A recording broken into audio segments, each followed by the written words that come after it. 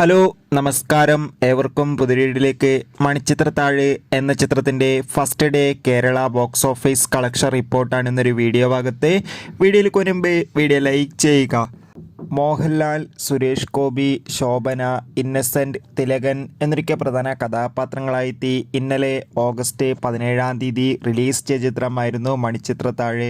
എല്ലാ സിനിമാ പ്രേമികളും ഒരേപോലെയായിരുന്നു ചിത്രത്തിൻ്റെ റിലീസിനായി കാത്തിരുന്നത്.